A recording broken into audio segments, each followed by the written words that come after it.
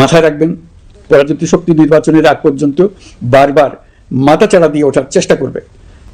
তার জন্য প্রস্তুতি নিন। প্রিয় দেশবাসী, দেশের ইতিহাসে এখন পর্যন্ত যতগুলো বড় সংঘাত, সহিংসতার ঘটনা ঘটেছে তার সবগুলোর নেপথ্য কারণ ছিল ত্রুটিপূর্ণ নির্বাচন। আমাদেরকে নিশ্চিত করতে হবে ভবিষ্যতের কোনো সরকারই যেন আর ফ্যাসিস্ট হয়ে উঠতে না পারে।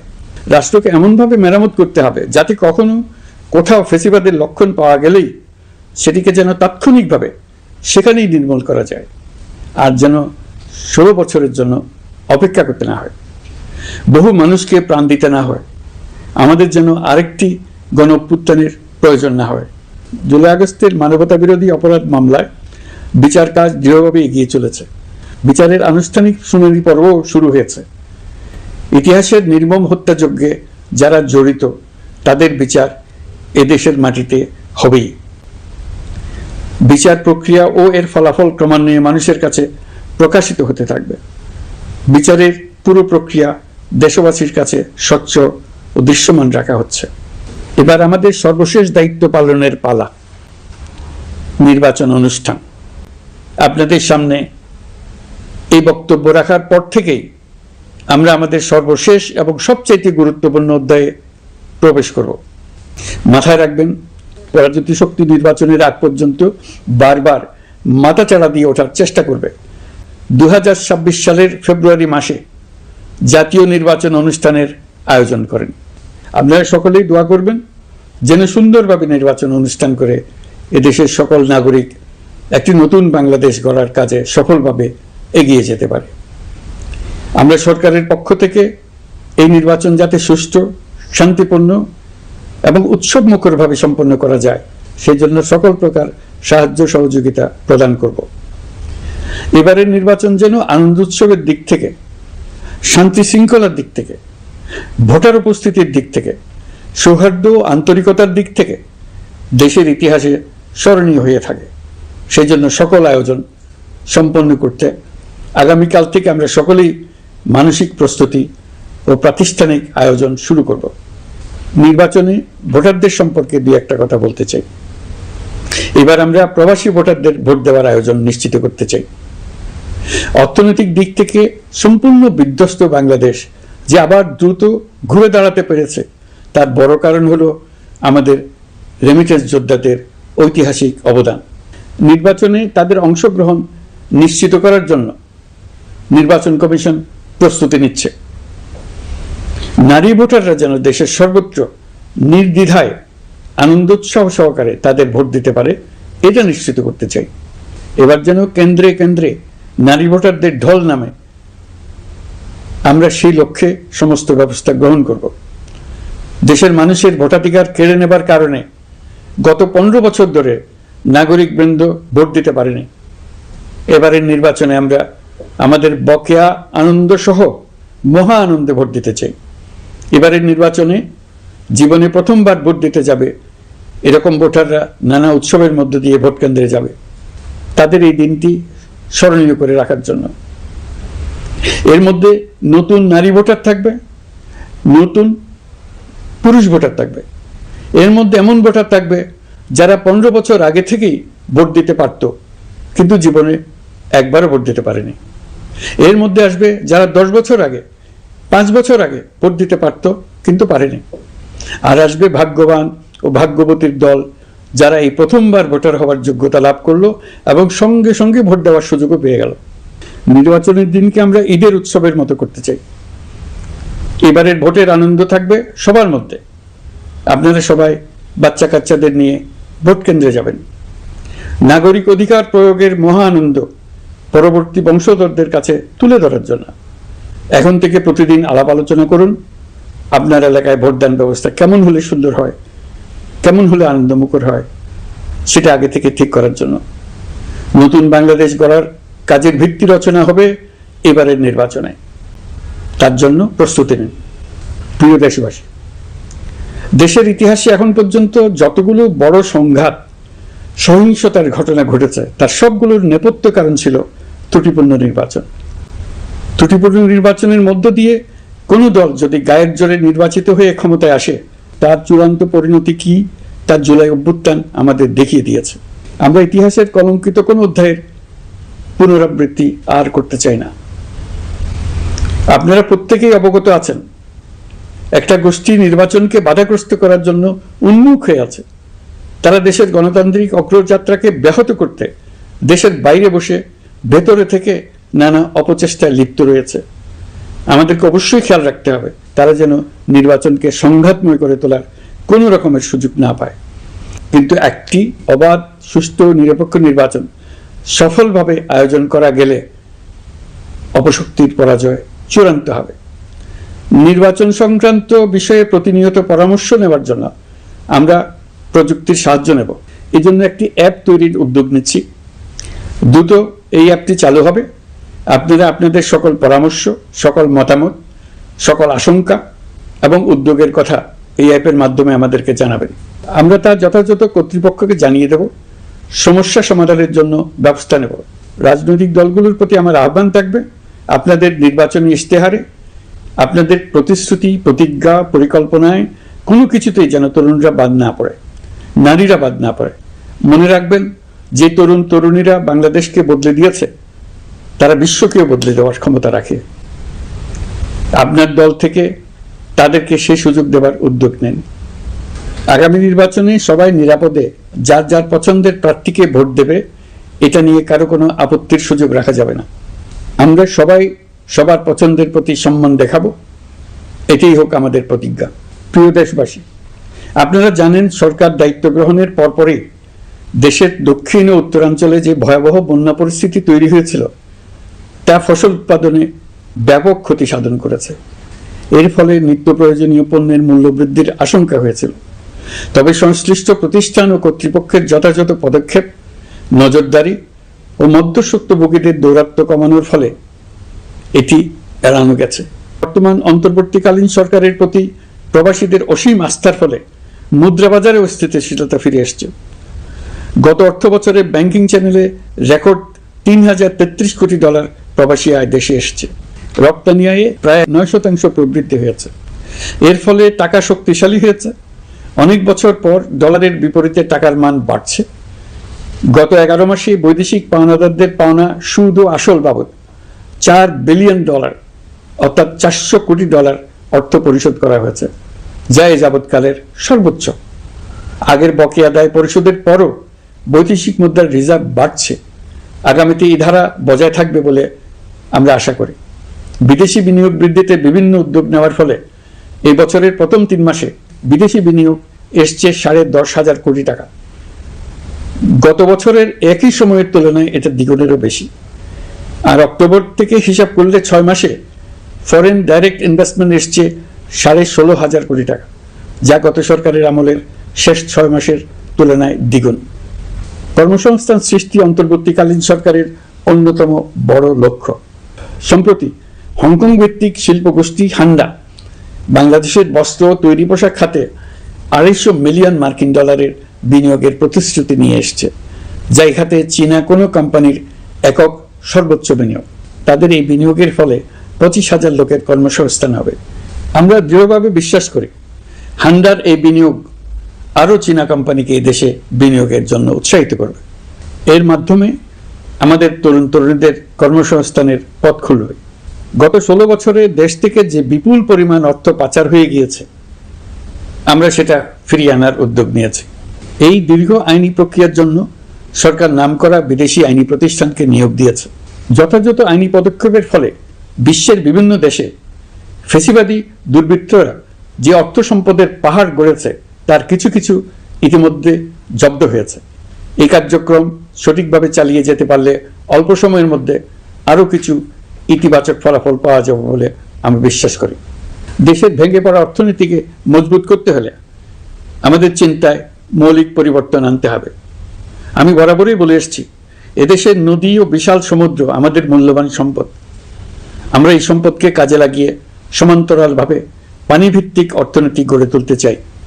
আমরা প্রায় ভুলে যাই যে বঙ্গোপসাগরের একটা অংশও আমাদের দেশ।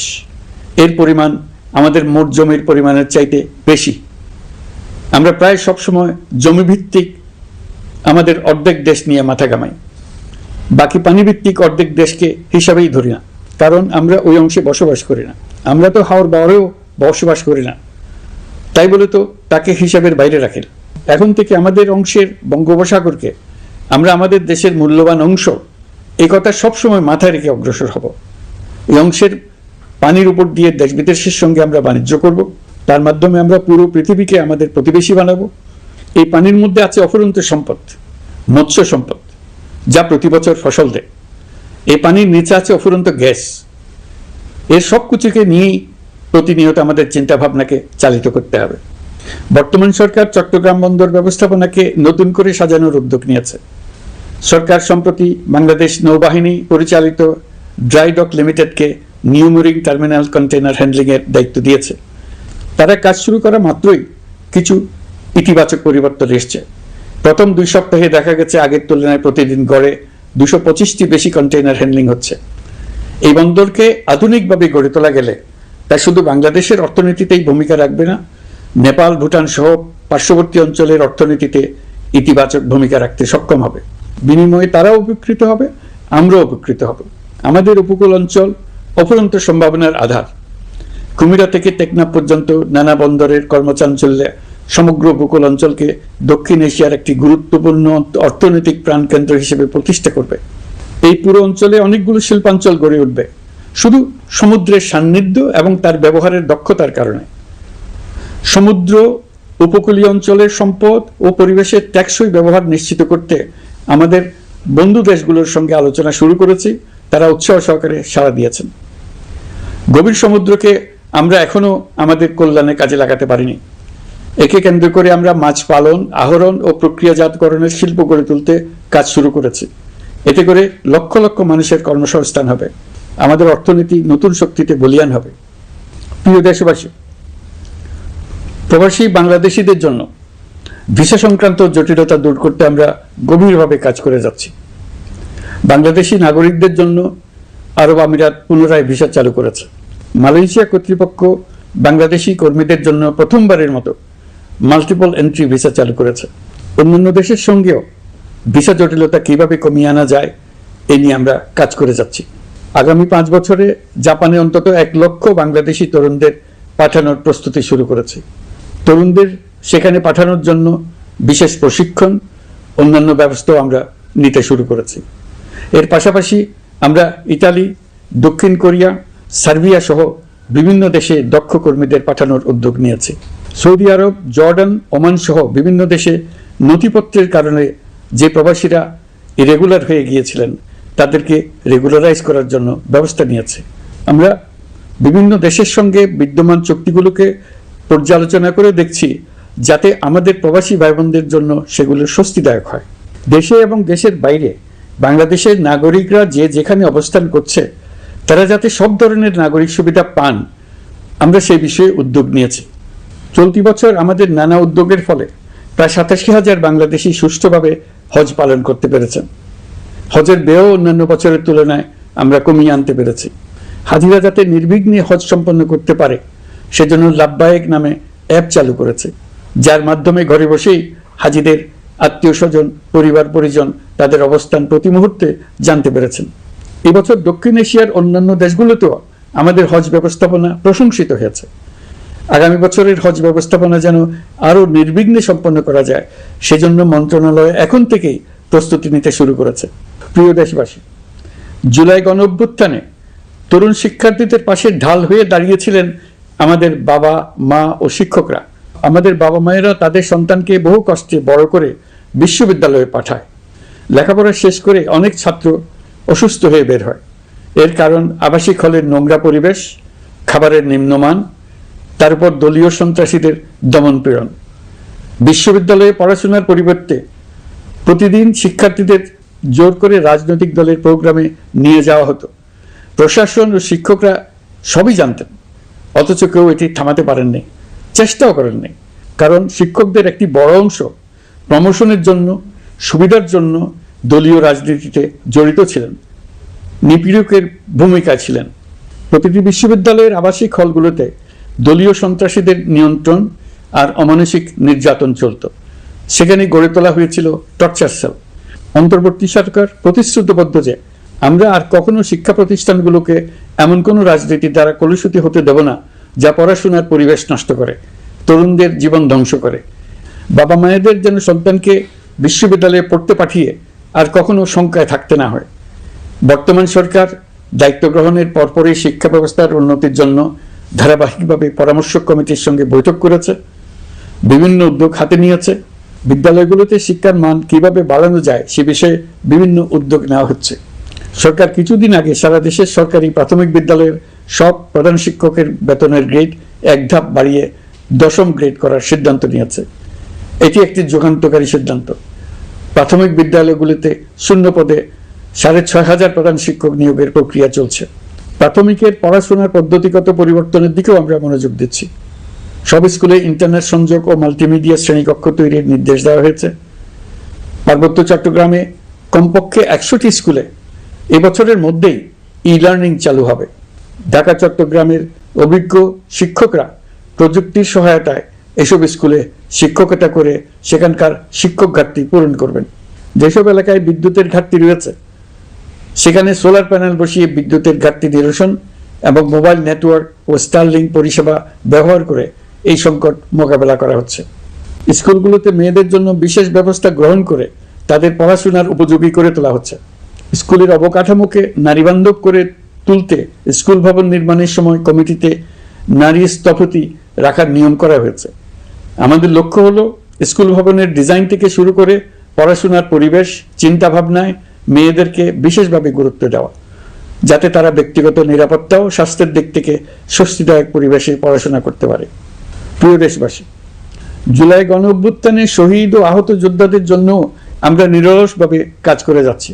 এখন পর্যন্ত 775টি শহীদ পরিবারকে প্রায় 100 কোটি টাকার সঞ্চয়পত্র ও মাসিক ভাতা বাবদ ব্যাংক চেক দেওয়া হয়েছে।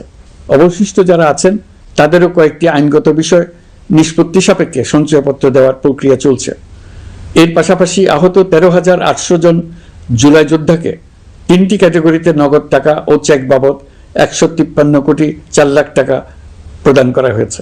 78 জন অতি গুরুতর আহত জুলাই যোদ্ধাকে সিঙ্গাপুর, থাইল্যান্ড, তুরস্ক এবং রাশিয়ার উন্নত চিকিৎসার জন্য পাঠানো হয়েছে এবং চিকিৎসা ব্যয় বাবদ এ পর্যন্ত প্রায় 100 কোটি টাকা ব্যয় হয়েছে। আহতদের পুনর্বাসনের জন্য সরকারের সবকটি মন্ত্রণালয়ের সম্মিলিত প্রচেষ্টায় বিভিন্ন ধরনের উদ্যোগ নেওয়া হচ্ছে। ফ্যাসিবাদী সরকারের আমলে দেশের শহরে বন্দরে হাজারো প্রতিষ্ঠান, সড়ক, সেতু, সেনানিবাস, যুদ্ধজাহাজ, স্কুল, কলেজ, বিশ্ববিদ্যালয়ের নাম পরিবর্তন করে স্বৈরাচার তার নিজের এবং নিজের পরিবারের সদস্যদের নামে চালু করেছিল। আমরা সব নাম পরিবর্তন করে আগের নাম বা মানানসই নাম করে দিয়েছি। প্রিয় দেশবাসী, অন্তর্বর্তীকালীন সরকার এমন এক অবস্থায় দেশের দায়িত্বভার গ্রহণ করেছিল যখন প্রতিটি গণতান্ত্রিক প্রতিষ্ঠান, অফিস, আদালত বিধ্বস্ত অবস্থায় ছিল। আমাদের প্রথম এবং প্রাথমিক কাজ ছিল এই প্রতিষ্ঠানগুলোর সংস্কার এবং পুনর্নির্মাণে হাত দেওয়া, আইন শৃঙ্খলা বাহিনী পুনর্গঠন, অর্থনীতি পুনরুদ্ধার, আইন আদালত, নির্বাচন কমিশন সহ যাবতীয় গণতান্ত্রিক প্রতিষ্ঠানকে সচল করা এবং নাগরিকদের নিকট দায়বদ্ধ করে তোলা। রক্তাক্ত জুলাই ছিল স্বৈরাচারের বিরুদ্ধে তরুণদের পুঞ্জীবিত ক্ষোভের বহিঃপ্রকাশ। 16 বছর ধরে সরকারের স্বৈরাচারী আচরণের বিরোধিতা করে যতগুলো আন্দোলন হয়েছে প্রতিটিতেই দলীয় সন্ত্রাসীরা অস্ত্র হাতে আন্দোলনকারীদের আক্রমণ করেছে। প্রতিটি আন্দোলনকেই দমন করার জন্য দলীয় সন্ত্রাসীরা সর্বোচ্চ আঘাত করেছে, যেখানে আইনশৃঙ্খলা বাহিনীকেও অংশ নিতে নির্দেশ দেওয়া হয়েছে অথবা দাঁড়িয়ে দর্শকের ভূমিকায় থাকতে বলা হয়েছে। একটি স্বাধীন বিচার বিভাগের জন্য অন্তর্বর্তী সরকার সংস্কার কাজ হাতে নিয়েছে।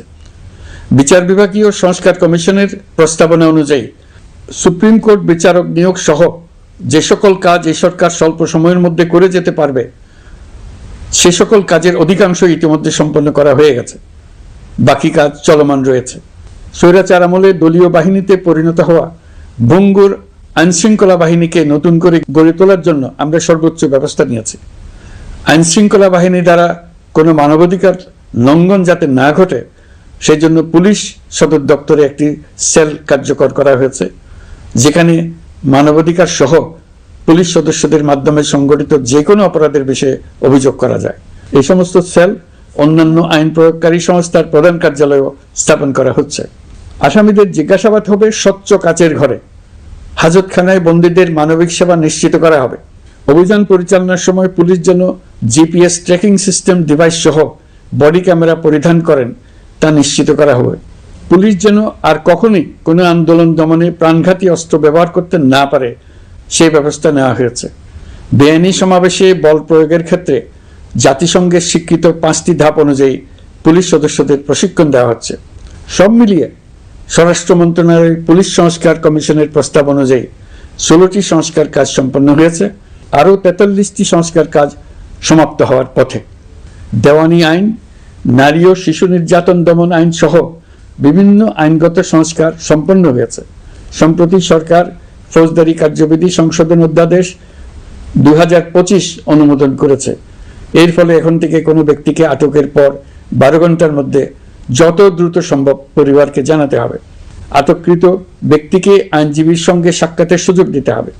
গ্রেপ্তারকৃত ব্যক্তি রিমান্ডের পর অসুস্থ বা আহত হলে তাকে ডাক্তার কর্তৃক পরীক্ষা করতে হবে এবং আঘাতের কারণ নিশ্চিত হতে হবে। তার প্রয়োজনীয় চিকিৎসা দিতে হবে। এক্ষেত্রে পুলিশের দায় থাকলে আইনি ব্যবস্থা নেওয়ার বিধান যুক্ত করা হয়েছে। এই আইনের ফলে গ্রেফতার ও আটক নিয়ে মানুষের হয়রানি অনেক কমে আসবে, পুলিশের জবাবদিহিতা বাড়বে এবং বিচারের কাজ দ্রুততর হবে। পুলিশ সংস্কার কমিশনের সুপারিশ ছিল কোনো ব্যক্তি থানায় জিডি করতে গেলে অবশ্যই তা গ্রহণ করতে হবে। জিডি গ্রহণ করা ছাড়া থানা থেকে কোনো ব্যক্তিকে ফিরিয়ে দেওয়া যাবে না। এই সুপারিশের ভিত্তিতে সরকার সিদ্ধান্ত নিয়েছে দেশের সব থানায় অনলাইনে জিডি করা যাবে। এখন থানায় জিডি না নেওয়ার আর কোনো অভিযোগ থাকবে না। গণতান্ত্রিক চর্চার অন্যতম প্রধান শর্ত গণমাধ্যমের স্বাধীনতা। অতীত ইতিহাসের দিকে তাকালে দেখা যায় মুক্ত সাংবাদিকতার ক্ষেত্রে প্রথম এবং সবচেয়ে বড় বাধা হিসেবে কাজ করেছে সরকার। অন্তর্বর্তী সরকার এইসব বাধা অপসারণে বিভিন্ন উদ্যোগ নিয়েছে। আমরা সমালোচনাকে উন্মুক্ত করে দিয়েছি।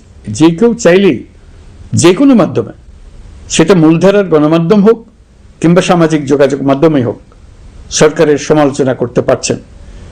এমনকি রাষ্ট্রীয় গণমাধ্যমেও সরকারের সমালোচনা করা যাচ্ছে। নিকট অতীতে যা ছিল অকল্পনীয়। সাংবাদিকদের জবাবদিহিতা নিশ্চিত করার জন্য সরকার ইতিমধ্যে প্রেস কাউন্সিল পুনর্গঠন করেছে। আপনারা জানেন, সামাজিক যোগাযোগ মাধ্যমে প্রতিদিন বিপুল পরিমাণ গুজব ও অপতথ্য ছড়িয়ে পড়ছে। দেশকে অস্থিতিশীল করতে হাতিয়ারে পরিণত হয়েছে গুজব। অপতথ্য মোকাবেলা করার জন্য সাংবাদিকদের সক্ষমতা বাড়াতে বিভিন্ন ধরনের প্রশিক্ষণের ব্যবস্থা নেওয়া হচ্ছে। স্বৈরাচারী সরকার আমলে সাংবাদিকতার ক্ষেত্রে বড় বাধা ছিল ডিজিটাল নিরাপত্তা আইন, যা পরে সাইবার নিরাপত্তা আইন রূপে আবির্ভূত হয়েছিল। আমরা এই আইনটি বাতিল করেছি। এই আইনের অধীনে সাংবাদিকদের বিরুদ্ধে করা সব মামলা বাতিল করা হয়েছে। সংবাদ মাধ্যমের স্বাধীনতা নিশ্চিত করণে এটি একটি বড় অগ্রগতি। নতুন যে আইন প্রণীত হয়েছে তাতে আগের আইনের নিবর্তনমূলক 9টি ধারা বাদ দেওয়া হয়েছে। আগের আইনের আওতায় করা 95% মামলায় এসব ধারায়। আমরা বিশ্বাস করি নতুন আইন প্রণয়নের পর সাংবাদিকদের আইনি হয়রানি বন্ধ হবে। গত বছর মানুষের প্রতিবাদকে স্তব্ধ করে দিতে ফ্যাসিবাদী সরকার ইন্টারনেট বন্ধ করে দিয়েছিল, যাতে গোপনে তারা দমন নিপীড়ন হত্যাকাণ্ড চালাতে পারে। অন্তর্বর্তী সরকার সাইবার সুরক্ষা আইন সংশোধন করে নতুন অধ্যাদেশে প্রথমবারের মতো ইন্টারনেটকে মৌলিক অধিকার হিসেবে অন্তর্ভুক্ত করেছে। সম্প্রতি আন্তর্জাতিক bandwidth real time internet traffic পরিবহনে 4 টেরাবাইট সেকেন্ডের মাইলফলক অতিক্রম করেছে বাংলাদেশ সাবমেরিন কেবলস পিএলসি। বাংলাদেশে ইন্টারনেট সেবার মান ভালো করতে সরকারের পক্ষ থেকে সর্বোচ্চ উদ্যোগ নেওয়া হয়েছে। প্রিয় দেশবাসী, আপনাদের আহ্বানে একটি ঐতিহাসিক সন্ধিক্ষণে আমরা দায়িত্বভার গ্রহণ করেছিলাম। জুলাই অভ্যুত্থানে সৃষ্ট নতুন বাংলাদেশের যে অভূতপূর্ব সম্ভাবনা জাগ্রত হয়েছে, তাকে এগিয়ে নিতে আপনারা আমাদেরকে দায়িত্ব দিয়েছিলেন। গত 12 মাস ধরে আপনাদের সবাইকে সাথে নিয়ে জুলাইয়ের দাবি পূরণের চেষ্টা করে যাচ্ছি। আসুন আজ জুলাই গণ অভ্যুত্থান দিবসে প্রতিজ্ঞাবদ্ধ হই এই জাতিকে আমরা আর কখনো বিভক্ত হতে দেব না। আমরা সকল নাগরিকের প্রতি মর্যাদাশীল থাকব, তিনি যেই পরিচয়েরই হন না কেন। আমরা দৈনন্দিন জীবনে নানা ঘাত প্রতিঘাতে সাময়িকভাবে যদি পথভ্রষ্ট হয়েও পড়ি, প্রতি বছর জুলাই আমাদেরকে নতুন করে ঐক্যবদ্ধ হতে শক্তি যোগাবে। জুলাই তরুণদের উসিলায় জাতির আত্ম আবিষ্কারের মাস। ভুল ভ্রান্তি শুধরে নেবার মাস, গর্তে পড়ে যাওয়ার প্রবণতা থেকে নিজেদেরকে রক্ষা করার মাস। জুলাই গ্রামে গঞ্জে, সরকারি বেসরকারি স্কুল কলেজে, বিশ্ববিদ্যালয়ে, ফসলের মাঠে, ঘরে বাড়িতে কিশোর কিশোরী, তরুণ তরুণীদের কাছ থেকে তাদের আকাঙ্ক্ষাগুলো জেনে নেওয়ার মাস। নির্বাচন আসছে। যদি আপনি আপনার নির্বাচনী এলাকা থেকে দূরে বসবাস করেন, তবে এখন থেকে নিয়মিত নির্বাচনী এলাকা পরিদর্শন করুন, যাতে সেরা ব্যক্তিকে নির্বাচিত করতে আপনি প্রস্তুত হতে পারেন। যাদের তাজা রক্তের বিনিময়ে আমরা আমাদের এই অতি মূল্যবান অধিকার ফিরে পেলাম, ভোটটা দেওয়ার আগ মুহূর্তে যেন তাদের চেহারা আমাদের চোখে ভেসে ওঠে। ফেব্রুয়ারি বেশি দূরে নয়। নির্বাচন নিয়ে প্রস্তুতি নিতে নিতেই ভোটের দিন এসে পড়বে। বহু বছর আমরা কেউ ভোট দিতে পারিনি, এবার আমরা সবাই ভোট দেব, কেউ বাদ যাবে না। সবাই যেন বলতে পারি, নতুন বাংলাদেশ গড়ার পথে দেশকে রওনা করার জন্য আমি আমার ভোটটা দিয়েছিলাম, আমার ভোটে দেশটা সে পথে রওনা হতে পেরেছিল। জুলাই গণ অভ্যুত্থান দিবসে সকল নাগরিকের কাছে আমার আহ্বান, আসুন নতুন বাংলাদেশ গড়ার প্রথম বড় পরীক্ষায় সফলভাবে উত্তীর্ণ হই। মহান আল্লাহ আমাদের সহায় হন। আল্লাহ হাফেজ।